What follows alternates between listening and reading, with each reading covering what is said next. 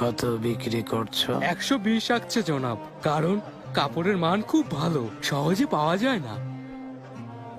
তুমি কি নিয়ম জানো না এফেন্দি? হ্যাঁ, 100 আকচের কেনা মাল 110 আকচের বেশিতে বিক্রি করা সম্পূর্ণ নিষেধ। খরচ বেড়ে যায় কাজী এফেন্দি।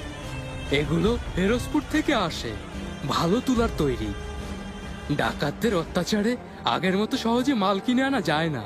আমি শুধু এতটুকুই জানি, এটা নিয়মের বিরোধী।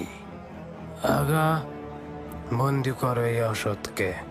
50 ঘা লাগাও যাতে ভবিষ্যতেও মনে রাখে। কাজী এফেন্দি, ক্ষমা করুন, আর কখনো করব না।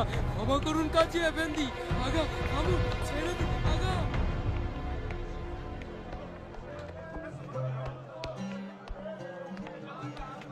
আরে কাজী এফেন্দি, সুস্বাগতম। আপনি?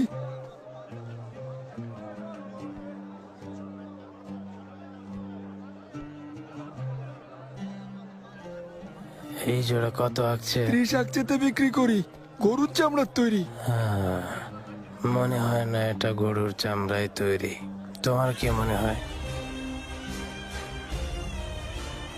ঠিক ধরেছেন কাজী এফেন্দি, গরুর চামড়া না, ছাগলের চামড়া এটা। 10 আকচের বেশি হবে না এটা। ভুলে বলে ফেলেছি, চাইলে আরেক জোড়া দেখাতে পারি। ওর গলায় তক্তা বেঁধে সারা বাজারে ঘোরাও। ক্ষমা করে দিন কাজী এফেন্দি, ভুল হয়ে গেছে। ক্ষমা করে দিন আমাকে। কাজী এফেন্দি আসছে! কাজী এফেন্দি আসছে! কাজী এফেন্দি আসছে! কাজী এফেন্দি আসছে!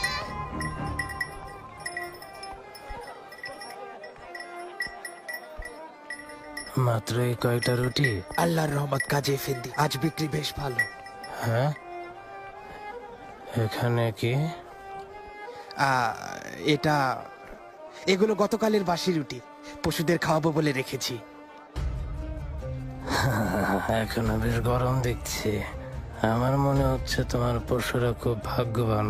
ফিরিঞ্জি এফেন্দি, এটা মেপে দেখো।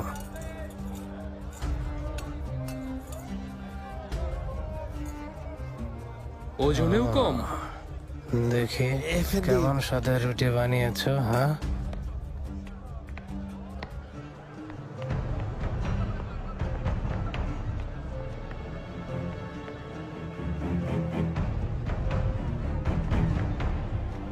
গমের আটায় আবার জবের আটা মিশিয়েছ। সস্তার জিনিস বেশি দামে বিক্রি করো, আবার ওজনেও গন্ডগোল করো। ক্ষমা করুন কাজী এফেন্দি, আর এ ভুল করবো না, তওবা। উম্মতে মুহাম্মদ হয়ে তুমি আইন অমান্য করেছ, সেই সাথে ক্রেতাদের সঙ্গে প্রতারণা করা অনেক বড় গুনাহ ফিরিঞ্জি এফেন্দি। এর শাস্তি ভয়ানক।